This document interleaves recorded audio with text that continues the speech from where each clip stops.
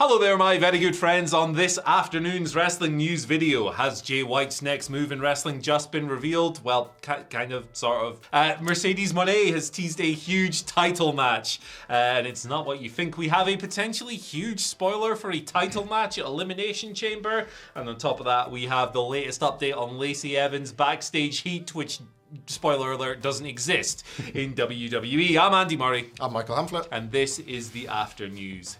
In case you missed it, earlier today we did another news video, AEW centric. If you want to check that one out, it's on the channel. But we're going to cover some different stories here, and we're going to start off by talking about Jay White, who may have just wrapped up in New Japan. He lost a loser leaves Japan match to former Bullet Club stablemate Hikuleo for New Japan at the New Beginning over the weekend.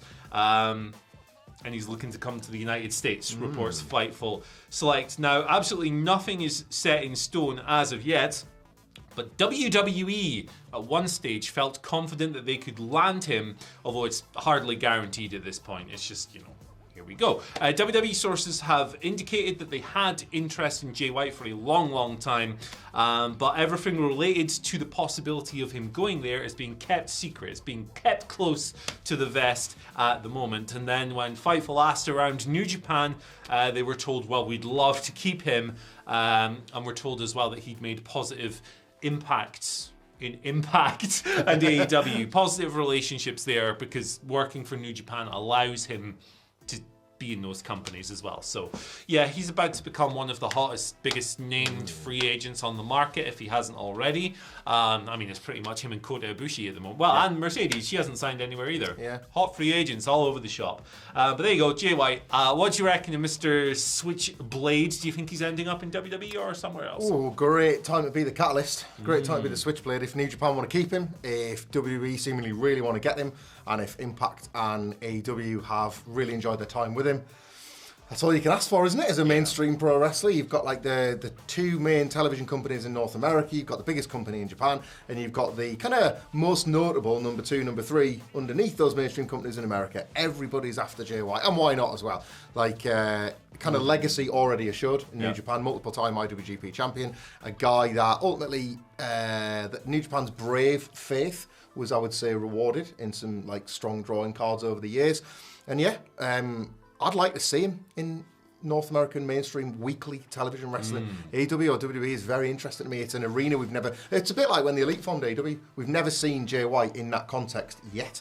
He had the excursion in Ring of Honor where you got a little bit more of him, but he had like one match in AEW, two matches. Like as a weekly TV character, embroiled in the stories and in the guts of things, it's brand spanking new. Like he should take that star power and he should take it all the way to the bank. Yeah, give it a go. And like he's must be one of the fastest rising wrestlers in New Japan from terms of returning from excursion to immediately just being shot all the way up. Was it Tanahashi he faced in that first? Tanahashi at Wrestle Kingdom, he was champion a year later, wasn't he? Yeah, like he's very quick ascent for him. He was leader of the Bullet Club, all of that stuff. I think he'd be very well suited to the WWE house style. I know I'm going to lose New Japan fans respect there, but I think he'd be a good fit there on a week-to-week basis. It's a very, I think his style would be very complementary inside the ring and out. So we'll see where he lands, but it's going to be an interesting story to follow. So many wrestlers he's been nowhere near in WWE as well. Like absolutely nowhere near. Brand new stuff. Exactly. Fresh across the board. He could work with Nia Jax. He could, I don't know, I'm just being a wee fanny. Mercedes Moné. Yeah. Moné. Who does she want to wrestle? Well, maybe she's teasing stuff on ye olde social media. Here's what she's posted on Instagram. It's a picture of her and Lacey Evans. No, it's not. It's a picture of her and Mickey James. Where did I get Lacey Evans from? She's coming later. Stay tuned for Lacey Evans. Maybe she does want to wrestle Lacey Evans. I don't know. I don't know. Because she got that armbar, that Cobra clutch is the question. Woman's right as well. Right. Do they want to wrestle? Is she teasing? What's she up to? I think she's dropping a little breadcrumb trail that's going to lead to this match eventually happening, because that's pro wrestling for you. This is pretty cool. Now, considering that Mercedes just rocked up in New Japan, she faces Kairi this weekend in the US, Battle at the Valley, for the IWGP Women's Championship. So considering her activity is based in New Japan, considering Mickey is the Impact champion, considering those two companies are hosting a collaborative show where they face each other over WrestleMania week, I think that's a good shout. A lot to feel good about here, isn't there? Yeah. This is a double tease by Mercedes Moné because, the Mickie James match is one. Interestingly, doing research this news call this morning, that was never a televised singles match in WWE. Imagine all the various combinations and permutations, multiple tags against each other. They had 3 house show matches, I think, in WWE as singles. So we've never had that singles match on television, which would be great for Impact and New Japan. Multiverse United, I believe, is the WrestleMania weekend show. And if she was to win the IWGP Women's title this weekend, you've got that Battle of the Belts type vibe where neither needs to be on the line, but you put both champions against each other. It's bragging rights for one of them. So it kind of teases the Kairi match at the same time. Smart business as usual from Moné.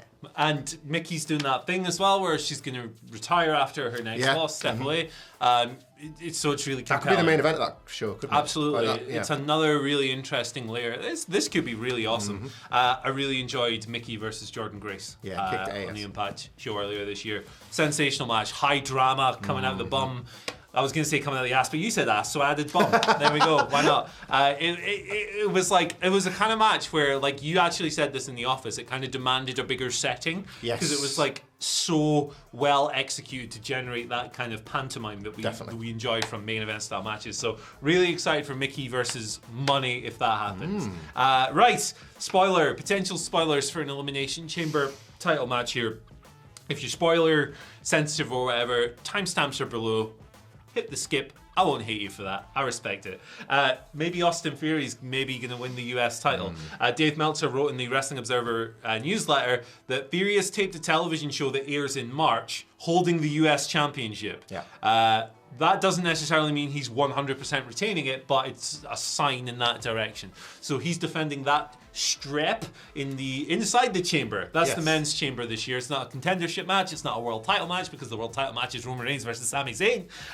Seems like Theory might be walking away. Do you get the impression that Triple H is finally putting a bit of weight behind this young man's push? Yeah, I have to say, like, when he had that terrible week where he cashed in and lost for the US title, that was a rock bottom that actually had a direction to pick the rest of the back up. Triple H has not really earned that faith because there's lots of wrestlers he's rock bottomed who have then not gotten back up. Theory is not the case. He's a kind of rule-proven exception, I guess, at the moment. He was given Bobby Lashley and Seth Rollins to beat. It wouldn't be out of the realms that he could win this too. He was January the 10th on Raw when he celebrated beating Bobby Lashley by walking out and saying, "The champ is here." So that felt like one of several teasers we've already had for Cena. Cena did awesome stuff with the US title in 2015. Very fondly remembered stuff for the United States title. Hell of a run. So I think there's your kind of, I don't know, not stakes particularly. You can't imagine John Cena particularly wanting to win the United States title, but wanting to bring the prestige back. That's the thing WWE like to do, isn't it? And he could use Theory getting away with one in the chamber as the perfect motivation for that as well. We've seen, was there not reports that they'd filmed some bits when Cena came back in December too, kicking around? So some vignettes or something, it's all out there in the ether to suggest that this spoiler might have some legs to it. It'd be cool if, like, Theory did, like a dickhead version of the Open Challenge series. Where, like, he gimmicked it so he was facing some total loser who was never going to beat him. Makes a US spinner belt, but it's his own face that spins. Yeah, like Cena has to save it to recover it. Exactly, like a total wanker version of the Cena thing, and then you could get to WrestleMania and oh my God, John Cena's answered the Open Challenge. Very nice. And then he wins. Like Cena and The Undertaker one. Austin Theory's just out having a beer in the crowd again. Yeah, that'd be great. That'd be great. Let's go. Theory wins, obviously, because that's how you try and make stars. But that'd be cool. Let us know what you think. What would you do in the comment section below? Personally, I'd have Bobby Lashley win and just hold it forever because he's the best. But there you go. Right, Lacey Evans, update on her backstage heat in WWE. Do you want to know the latest about Lacey Evans' backstage heat in WWE? Yes, please. It doesn't exist. So there were rumors that WWE were unhappy with Lacey's recent performances, doing the rounds on the weekend. When you saw the Twitter accounts that these things stemmed from that purport to be news outlets, you could have put 2 and 2 together here and figured out yourself that was complete rubbish. But Fightful's Live have come through and confirmed that there's absolutely nothing to this. Cool. They actually called it odd online speculation. There's no indication that WWE's pissed with Lacey, her performance as anything like that. So we'll pour cold water on that heat and make it room temperature for you. That's what we do. We are we are lukewarm as hell. Lacey has been back now for like 8 months. She took over a year off following her most recent pregnancy, which was in 2021 when she was doing the Ric Flair storyline. She's been back. She's worn a number of different gimmicks, a number of different directions since then. She's flipped from face to heel. She's, there was some pretty gross stuff where it felt like they were mining her personal trauma for cheap wrestling stuff early on. She's since adopted this kind of military MMA Sergeant Slaughter Cobra. I'm doing all of the above. I'm just trying to catch it up. Yeah, she's done a lot of stuff since she come back. I think it's probably quite fair to say that not much of this has stuck. Not yet. They really need to nail what she actually is and find it. She's part of the problem rather than the problem itself. The women's division, particularly on SmackDown, is in dire straits at the moment in WWE. Not enough focus on it, in my opinion. But Lacey Evans is, a part of that. Her character introductions have, by and large, failed. They're not particularly booking her in any significant way, as if to sort of make her feel like she's above any of the other of the chasing pack. It's just a bunch of wrestlers trading matches and trading opponents. So, but nice to quash this sort of stuff. Often outlets, even such as ours, get accused of trying to stir the pot, but we're not really into that. No, this is nice to be able to do the opposite. We don't stir the pot. We just cook, like Triple H. Oh, we're cooking. We're cooking. And you've helped me think of my new wrestling gimmick because I think I'm going to go by lukewarm from now on.